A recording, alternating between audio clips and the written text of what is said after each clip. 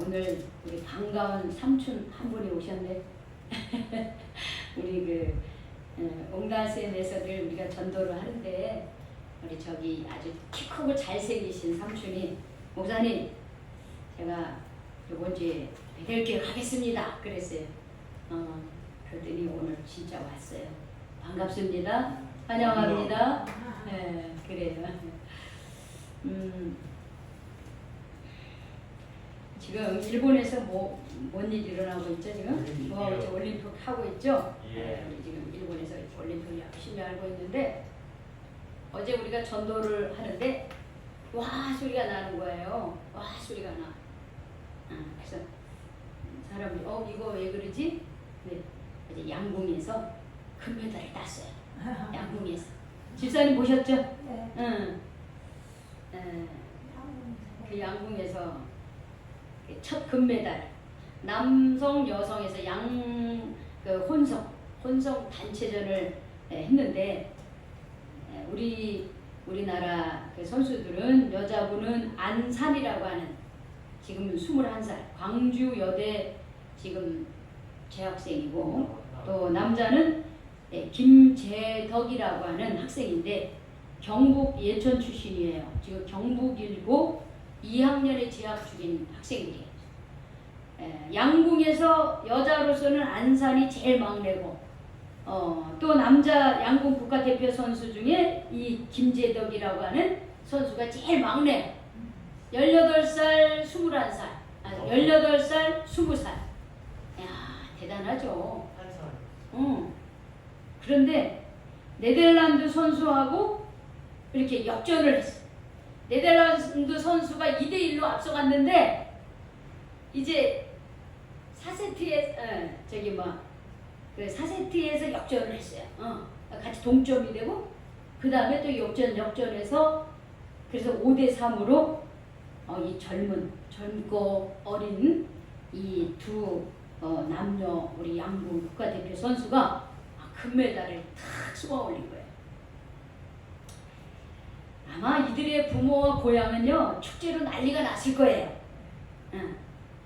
금메달 출신 학교와 고향에서는요, 막 우리 광주여대에서는 그냥 우리 안산이라고 하는 그 자매의 그 금메달 축하를 플래카드를 걸고 또 우리 김재덕 이 18살짜리 얼마나 어려요. 지금 우리 동현이나 성혁이보다 더 어린 애인데 세계선수권대회에서 금메달 땄으니 얼마나 대단합니까? 그러니까 막 집에서도 막 잔치 벌이고 플래카드 걸고 난리 났을 거예요.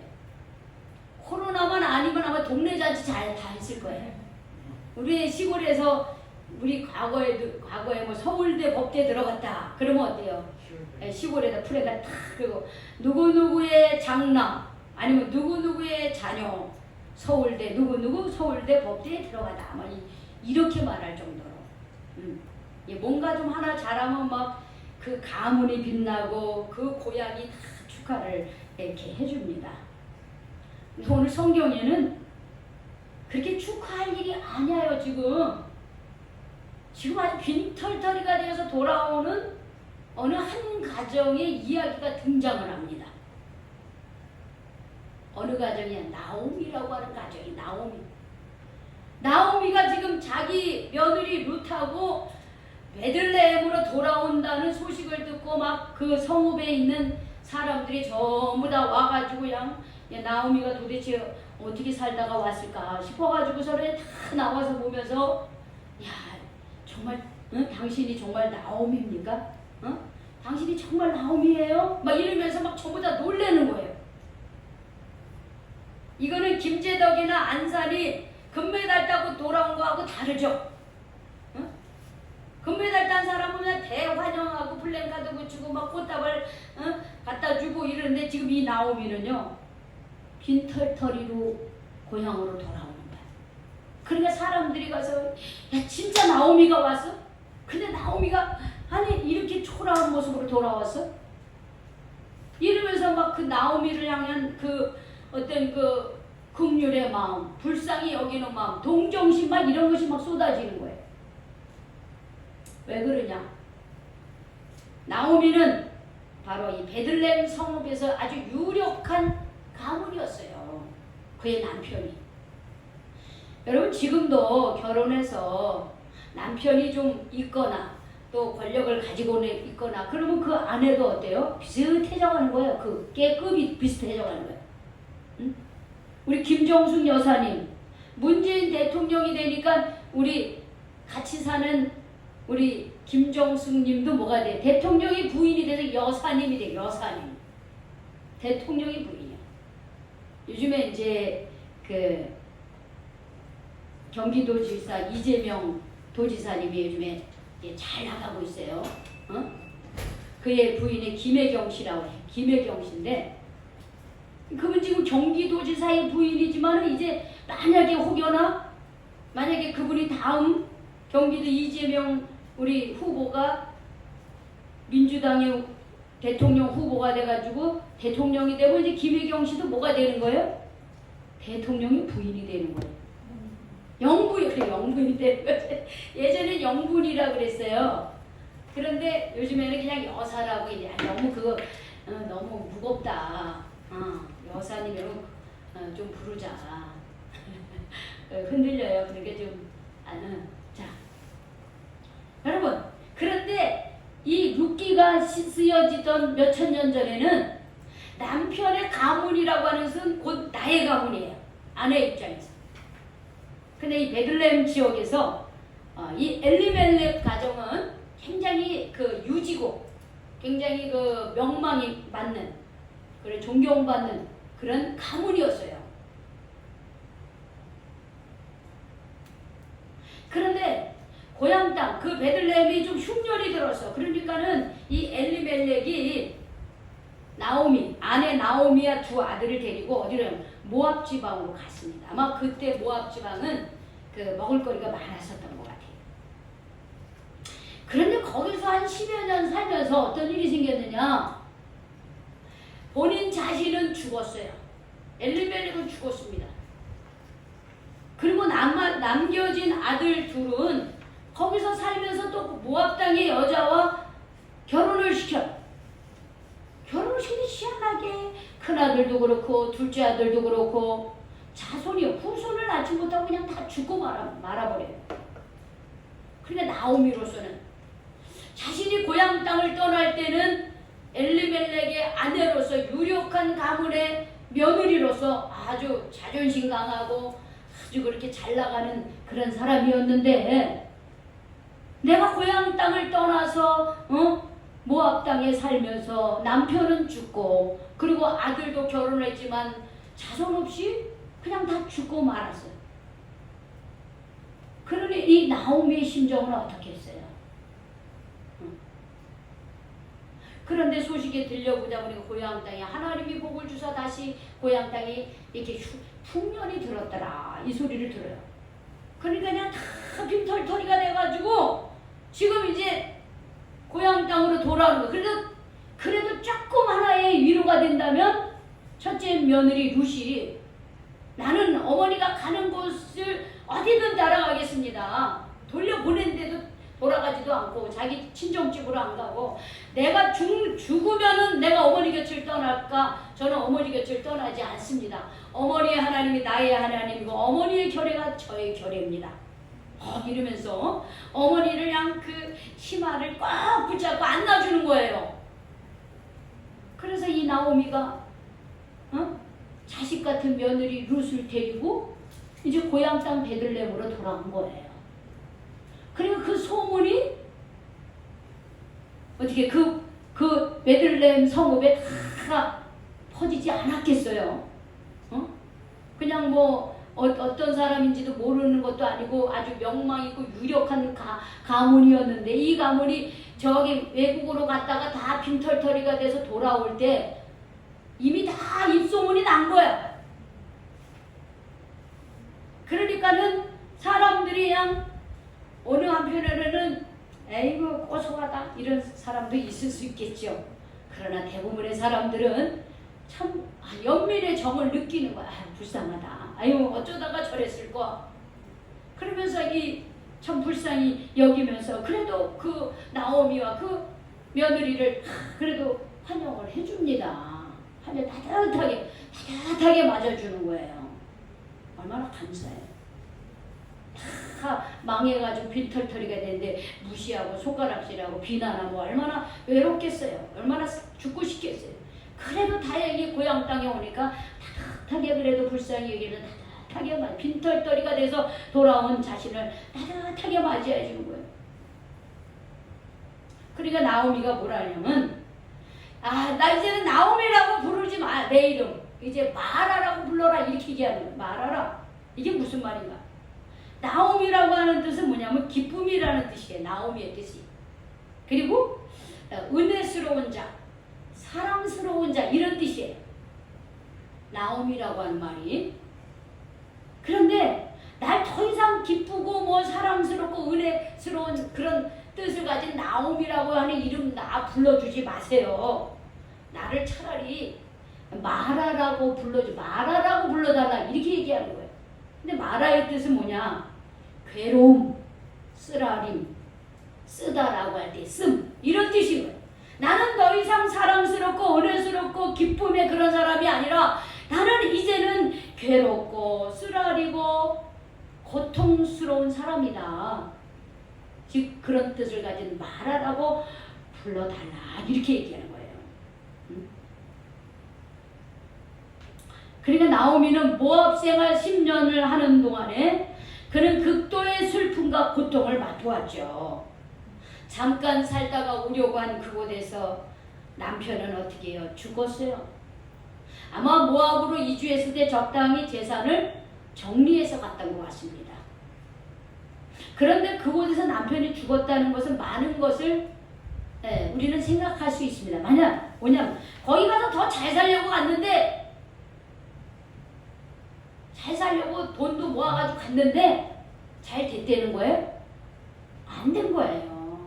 여러분 남자들이 어떤 일을 하다가 안 되면 무슨 병 생기는 줄 아세요? 화병 생겨요. 여자만 화병 생기는 게 아니에요. 남자는 화병이 생겨가지고 맨날 술 먹어. 술 먹고 어떻게 간이 안 좋아서 죽는 거예요. 남자들은. 아마 엘리멜렉도 아마 화가 나가지고 아마 거기서 더 이렇게 살아서 뭐하나 아마 자기 신세 한타라 그러다가 아마 죽었을 것이라고 하는 추측을 하게 됩니다. 그러면은 이 나오미가 그러면 아들들 데리고 얼른 돌아오면 되는데 거기서 더 머물러 한 10년을 더 머물러요. 나오미 입장에서도 남편 죽고서 아들들만 데리고 오기는 자존심 상했겠죠. 그래도 아들들하고 여기 있으면서도 다시 재기해보자 하는 그런 마음이 있었을 거예요. 그래가지고 그 모압 여인 중에서 며느리들을 맞이해가지고 이제 결혼을 시킵니다. 그래도 이게 설상가성으로 이 자녀들이 결혼을 해가지고 자식을 좀 낳아야 돼. 한 아이를 낳지 못하는 거예요. 거기서 끝나는 것이 아니라 그만 첫째 아들도 죽고 둘째 아들도 죽고 다 죽어버리고 말았어요. 그 나오미 입장으로서는 얼마나 기가 막혀. 더 잘 살라고 이사를 갔는데 이사 간 곳에 남편 죽었죠. 아들 둘 죽었죠. 그가 떠나올 때는요. 여기 성경에 뭐라 그랬냐면 나오미가 이렇게 표현해서 내가 풍족하게 나갔다 그랬어요. 내가 이 베들레헴에 살 때는 내가 풍족했고 풍족한 가운데 모압 지방으로 이사. 지금 뭐야? 남편도 있고 아들들도 있고 뭔가 소망도 있고 기대도 있었다 이 말이에요. 그게 풍족하다는 거예요. 그런데 내가 돌아올 때는 뭐예요? 내가 풍족하게 나는데 여호와께서 내게 비어 아무것도 없다 이거예요. 남편도 죽고 아들들도 죽고 그렇다고 자손도 없고 아무것도 없이 내가 풍족하게 나간데 돌아갈 때는 그냥 텅 비어서 왔다 이거예요. 그러니까 나를 나오미라고 부르지 말고 나를 마라라고 불러달라. 고통스러운 사람이라고 불러달라 이런 말이에요. 그러면서 나오미가 한 말이 있어요. 뭐라고 얘기했냐면 왜 그러냐? 이는 전능자가 나를 힘이 괴롭게 하셨다 이렇게 표현해요.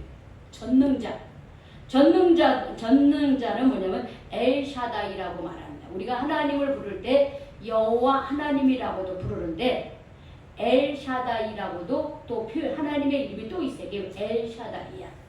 그러면 엘샤다이 뜻이 뭐냐면 하나님이 택한 백성이 순종의 길로 갈 때는 무한한 축복을 주시는 하나님이에요. 그런데 그 선택한 하나님의 백성들이 지 마음대로 살아. 지 고집대로 살고 하나님의 뜻에 불순종하고 살아. 그러면 어김없이 하나님은 엘샤다이 하나님은 공의로 심판하시는 하나님이라고 하는 것을 말하고 있는 거예요. 그러니까 전능자 하나님, 즉 엘샤다이 하나님은 순종하는 자에게는 복을 주시지만 불순종하는 자에게는 하나님은 어떻게 해요? 공의로 심판하시는 하나님이라고 하는 뜻이에요. 즉 그런 하나님이 나를 이렇게 괴롭게 하셨다. 이렇게 괴롭게 하셨다. 즉 하나님이 내게 공의의 심판을 주셨다 이 말이에요. 공의의 심판을 내게 내려주셨다는 거예요. 그래서 내가 풍족하게 나갔지만은 하나님은 나를 비오게 하셨다. 나를 텅 비게 아무것도 없게 하셨다 이거예요. 그러면서 나오미는 이렇게 말하며 여호와께서 나를 징벌하셨고 전능자가 나를 괴롭게 하셨거늘 이렇게 표현. 즉 자신이 풍족한 가운데 떠났지만 텅 비어 올 수밖에 없었던 것은 여호와께서 나를 징벌하셨고 전능자가 나를 괴롭게 하셨다라고 하는 것이에요.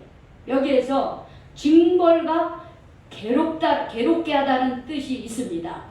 두 동사는 서로 관련이 있는데 어떻게 관련이 있느냐. 징벌하다라고 하는 뜻은 원래 히브리어로는 아나라는 거예요. 근데 뭐 눈 밖에 난 자를 비천하게 만들어 결국 괴롭게 한다 이렇게 얘기하는 거예요. 하나님의 눈 밖에 났어.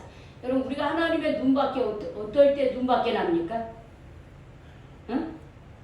여러분 여러분 부모님들이 여러분 자꾸 여러분이 부모님의 그 말씀에 왜 밖으로 자꾸 나가. 즉 불순종해. 부모의 눈 밖에 나. 그러면 부모님이 어떻게 합니까 여러분들은? 자꾸 야단치죠. 잔소리하죠. 나를 괴롭혀. 부모님이 나를 자꾸 너 공부 안 하냐? 너 그렇게 살아서 되냐? 너 그러면 내가 너 안 밀어준다? 자꾸 이렇게 나한테 좋은 소리가 아니라 나를 계속 어떻게 해요? 야단치고 훈계하고 그런 말을 하죠. 여기 징벌하다고 하는 것은 그런 의미예요. 하나님의 눈 밖에 우리가 나 자꾸. 여러분 우리가 하나님 눈 밖에 난다는 건 뭐예요? 하나님의 말씀 뜻 가운데 살자고 내 마음대로 막 내 고집대로 내 욕심대로 그렇게 막 사는 거예요. 그러면 하나님의 눈 밖에 나. 그럼 하나님의 눈 밖에 난 자를 그냥 하나님이 어떻게 해? 비천하게 만들어버려. 그래 네 마음대로 살아. 여러분 우리 복음서에 보면 탕자가 대표적인 예잖아요. 아버지가 죽기도 전에 어떻게 둘째 아들이 어차피 아버지 돌아가시면 저한테 유산 줄 거 아니야. 먼저 좀 주세요. 먼저 좀 막 때를 써. 그냥 아버지가 주죠. 그런데 이 탕자가 어떻게 하면 이 두 번째 아들이 어떻게 해? 그 돈 가지고 열심히 돈 벌었습니까? 그 돈 가지고 다시 재투자해가지고 그냥 부자가 돼가지고 돌아왔습니까? 아니죠. 아버지가 준 돈 가지고 어떻게 했어요? 도시로 나가서 허랑방탕 술 마시고 놀고 다 써버렸어요. 다 쓰니까 어떻게 됐어요? 그 다음에는 흉년이 왔네? 그러니까 그렇게 내가 돈이 있을 때 쓸 때는 막 이 사람 저 사람 친구하자고 막 그러더니 내가 돈이 다 떨어지고 흉년이 드니까 어떻게 나를 어떻게 그 탕자를 어떻게 아무도 돌아보지 않아. 심지어 돼지를 치는 그런 데 갔는데 거기에 돼지가 먹는 쥐염 열매를 먹으려고 해야 돼요. 그것마저도 못 먹게 해. 즉 이거예요. 눈 밖에 난 자가 비천하게 되는 거예요. 그렇게요. 응? 괴로운 거야. 내 인생이 괴로워. 그러니까 그제서야 어떻게 하늘을 쳐다보고 아버지를 보고 하나님 제가 하나님과 우리 아버지한테 죄 지었어요. 용서해 주세요. 어떻게 비천한 가운데 회개하고 돌아오죠. 응? 여러분 괴롭게 하다라는 것도 마찬가지예요. 하나님의 징계로 괴로움을 당할 때 쓰는 말. 정말 나오면 그런 거예요. 우리 가문이 우리가 떠날 때 많은 것을 가지고 갔지만 아무것도 없이 돌아올 수 있는 것은 우리가 하나님의 눈밖에 나서 우리가 징계를 받은 겁니다. 이렇게 얘기해요. 지금 회개를 한 거예요. 우리가 하나님의 말씀 가운데 있지 않아서 내 마음대로 사 이렇게 된 거예요. 즉 나의 고통스러움이 하나님께로부터 왔다. 즉 뭐야? 그 내가 이렇게 텅 빈 상황이 된 것은 내가 내 대가를 받은 거다. 하나님의 뜻을 벗어나서 내 마음대로 살아서 하나님이 내게 징벌을 주신 것이다. 그러면서 어떻게 해요? 그 하나님의 거룩한 뜻을 겸손히 받아들이고 있는 것을 말하고 있는 것이에요. 그러면 여러분, 하나님의 징계의 목적은 무엇입니까? 심판이 목적입니까? 회복이 목적입니까? 응? 회복이에요. 그럼 부모들이 여러분들 잔소리도 하고 야단도 치고 요즘에는 뭐 부모라도 자식들 때리지도 못해요. 옛날에는 막 어떻게 아무거나 들뜨고 막 때리기도 했어요. 그래도 부모 말에 순종했습니다. 왜? 부모 마음을 아니까. 응? 부모 마음을 아니까 어떻게 해요? 나를 야단치는 것은 내가 잘못해서 우리 엄마 아버지가 나를 때린다는 것을 알고 있기 때문에 도망가지도 않고 잘못했어요 그러는 거 잘못했어요 그러는 거예요. 근데 요즘에는 그렇게도 못해요. 그리고 깨닫지도 못해. 자기 잘나니까 자식들이. 여러분 징벌은 야단침은 회복이 목적인 거예요. 심판이 목적이 아니에요. 나오면 그걸 아는 거야. 나오면 우리가 내 마음대로 살아서 결국 이런 고통에 이르게 됐구나. 그러니 어떻게 주님 두 손 들고 오는 거야. 주님이 우리의 잘못을 이렇게 이런 식으로 모르시니 주님 하나님 우리가 잘못했습니다 하고 손 들고 온 거예요. 네 여러분 신명기 8장 16절에 보면 이런 말씀이 있어요. 내 열조도 알지 못하던 만나를 광야에서 내게 먹이셨나니 이는 다 너를 낮추시며 너를 시험하사 마침내 내게 복을 주려 하심이라. 광야에서 만나를 먹게 하시는 것은 뭐냐? 그렇게 낮아지고 그리고 우리가 겸손해져서 우리가 하나님의 그 시험 때를 통과하기 위해서 통과한 자에게 복을 주시기 위해서 우리를 낮추셨다는 거예요. 여러분 한나의 기도 여러분 아시죠? 한나가 자식을 낳지 못해가지고 하나님 앞에 눈물로 호소하고 기도를 하면서 하나님께 올린 기도가 뭐냐면 사무엘상 2장 6절에서 8절로 이런 말씀이 있어요. 여호와는 죽이기도 하시고 살리기도 하시며 수월이 죽음의 그 맨 밑바닥을 수월에 내리기도 하시고 거기에서 올리기도 하시는도다. 여호와는 가난하기도 하시고 부하기도 하시며 낮추기도 하시고 높이기도 하시는도다. 이렇게 얘기했어요. 한나는 아기를 갖지 못해서 수많은 사람들로부터 어떻게 해요? 핍박받고 특히 어떻게 해요? 자기 남편의 또 다른 아내로부터 무시받고 멸시받았어요. 너무 속상한 거예요. 그런데 하나님 앞에 간절히 기도하고 사무엘이라고 하는 아들을 허락하시고는 하나님은 우리를 가난하기도 하시고 우리를 부하기도 하시고 우리를 높이기도 하시고 우리를 낮추시기도 하시는 분이구나 하는 것을 고백을 한 거예요.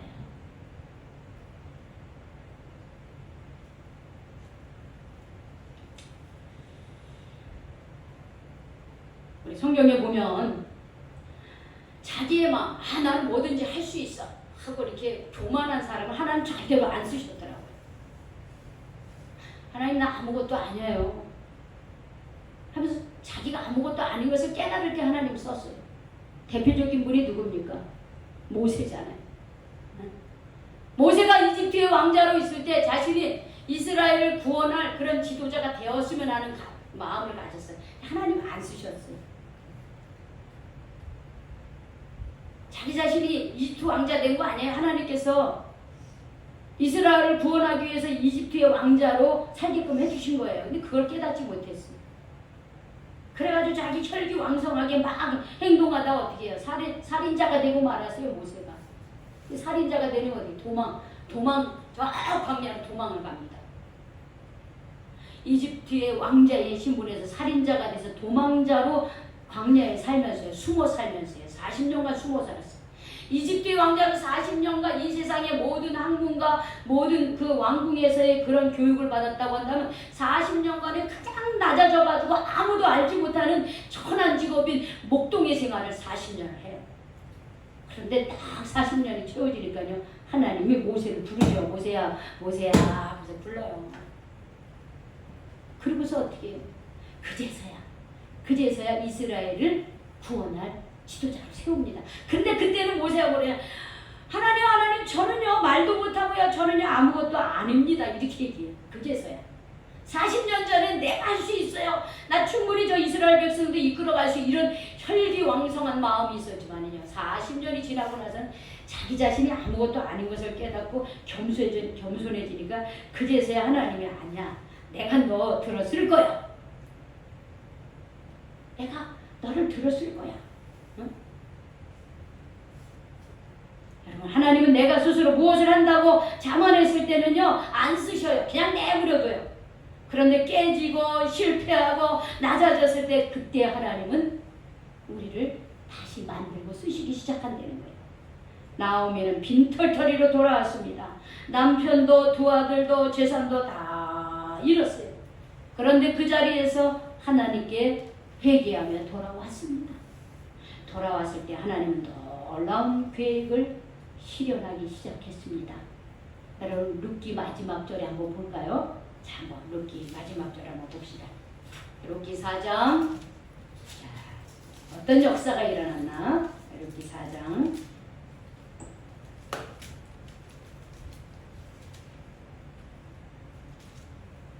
자, 우리 21절 한번 같이 읽어봅시다. 22절까지 시작. 살몬은 보아스를 낳았고 보아스는 오벳을 낳았고 오벳은 이새를 낳고 이새는 다윗을 낳았더라. 1장에서 시작된 룻의 며느리 나오미의 며느리 룻이 보아스라고 하는 사람하고 결혼합니다. 그래가지고 낳은 아이가 누구예요? 오벳이라고 하는 아들을 낳아요. 근데 오벳은 누구냐면은 이새를 낳았어요. 이새에게서 누가 나오냐면 다윗이라는 아들이 나와요. 즉 뭐냐면 지금 나오미와 지금 이 며느리 모압 여인 며느리 루시가 빈털터리가 돼서 돌아왔는데 하나님은 그의 며느리를 통해서 이스라엘의 가장 위대한 왕 다윗을 낳겠다라고 하는 거예요. 여러분 우리가 죽을 때까지 끝난 게 아니에요. 그리고 죽고 나서 죽음 끝나는 게 아니에요, 여러분들.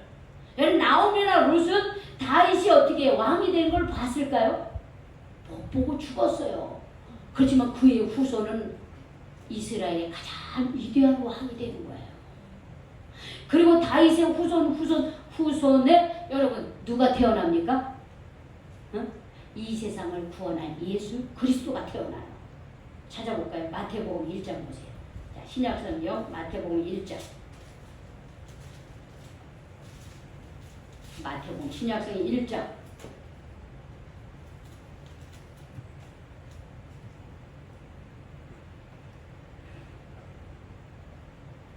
(1장 16절) 1장 16절 찾으셨어요? 마태복음 1장 16절. 같이 읽어봅시다. 시작. 야곱은 마리아의 남편 요셉을 낳았으니 마리아에게서 그리스도라 칭하는 예수가 나니라 그랬어요.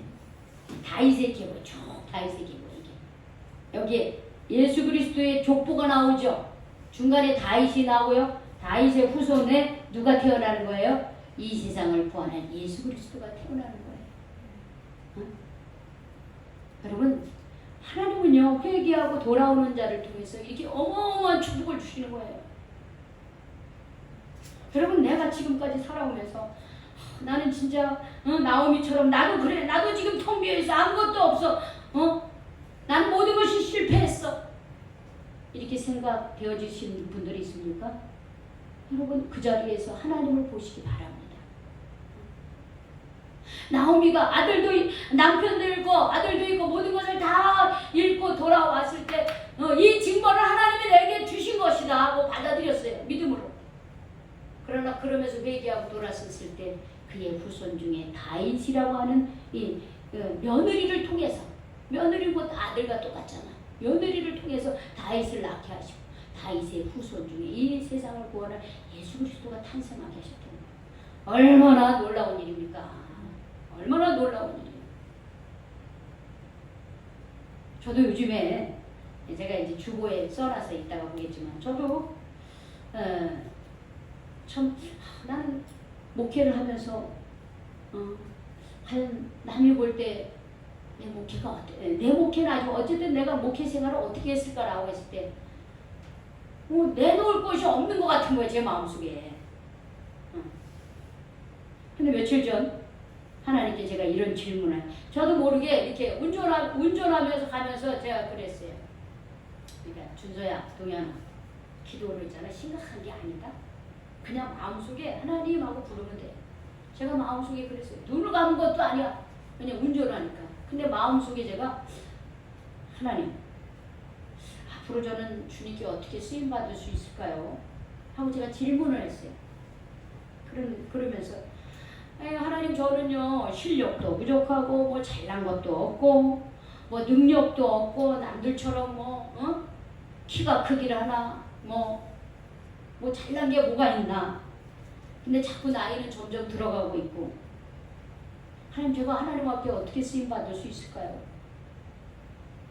근데 갑자기 제 마음속에요, 너의 실패가 있다 그렇게 얘기하시고, 너의 실패가 있다 얘기해요. 깜짝 놀랐어요. 아니 주님, 실패요? 맞아요. 제가 지금까지 강릉에서도 목회하고 서울 와서도 목회하고 그리고 제가 전국 요육자 총무로 있고 여기서 11년째 있는데 여기 지금 목회 이렇게 보면 꽉 차기를 기대했지만은 빈자리가 너무 많아. 실패가 너무 많은 것 같아. 제 마음속에. 내가 하나님 앞에 잘한 것보다 잘못한 게 더 많은 것 같아. 실수가 더 많고 실패가 더 많았던 것 같아. 그런데 하나님, 그래 너희 실패가 있잖아. 너 실패 많이 했잖아. 그런데 내가 그 실패를 활용할 거야. 우리 그런 말이 있죠. 실패는 뭐의 어머니다? 성공. 그래, 성공의 어머니다. 그런 말이 있어요. 내가 하나님 앞에서 넘어지고 또 넘어지고 내가 잘못한 것을 또 얘기하고 하고 그러면서 어떻게 해요? 하나님을 바라보게 되는 거예요. 너의 실패를 나는 앞으로 많은 열매를 맺게 하는 걸음으로 삼을 것이라는 깨달음을 하나님이 주셨어요. 나오미는 빈털터리로 왔지만은 그가 실패한 자리에서 회개하고 하나님을 바라봤을 때 그가 생각할 수 없는 다윗이라고 하는 위대한 왕이 더라고요. 그리고도 또 수백 년 뒤에 어떻게 해요? 이 세상을 구원할 예수 그리스도가 이 세상에 태어나는 그런 놀라운 열매를 맺었어요. 하나님의 일하심은 참으로 놀랍습니다. 인간의 지혜로는 감히 상상할 수 없는 일을 하나님은 하고 계십니다. 문제는 뭡니까? 내가 그런 고통의 자리에 있을 때, 실패의 자리에 있을 때 내가 거기 주저앉아 하나님을 원망하고 하나님을 떠나갈 것이냐, 아니면 내가 그 자리에서 하나님의 그 뜻을 생각하면서 회개하며 하나님의 인도하심에 순종하며 살 것이냐, 그것만 남아있습니다. 저는 하나님께서 실패를 사용하신다고 했습니다. 제가 감사했습니다. 여러분들도 그 낙심의 자리, 고통의 자리에서 하나님의 뜻을 묻고 하나님의 음성을 듣고 순종함으로 낮추시고 세우시는 하나님을 경험하시길 바랍니다. 그런 하나님을 경험하시기를 주님의 이름으로 축원합니다. 아멘. 기도하겠습니다.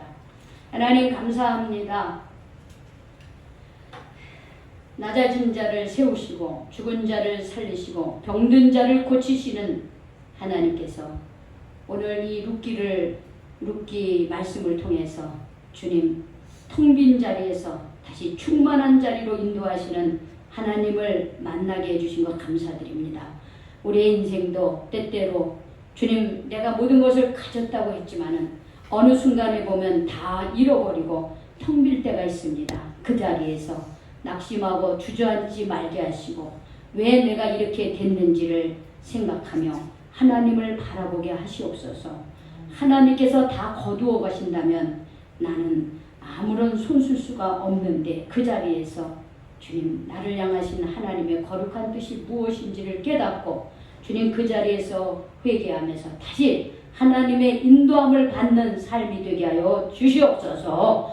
그리함으로 회개하는 자를 통하여 하나님 역사하시는 하나님의 놀라운 그런 역사, 나오미의 가정을 통해서 다윗 왕이 태어나고 후손이 이 세상을 구원할 예수 그리스도가 탄생하게 하신 것처럼 하나님 우리는 죽은 것이 끝이 아니라 죽음 이후에 계속해서 우리의 후손들을 통해서 우리가 살아가고 있다고 하는 사실을 기억하면서 하나님 끝이 아니라 또 다른 시작임을 바로 깨닫고 우리가 하나님 앞에 서는 조상들이 되게 하여 주시옵소서. 우리의 후손들이 나를 통해서 하나님의 놀라운 아버지 살아계심을 경험하고 하나님의 놀라운 계획이 우리 후손들을 통해서 나를 통해서 이어져 가는 그런 믿음의 사람들이 되게 하여 주시옵소서. 예수님의 이름으로 기도 올리옵나이다. 아멘.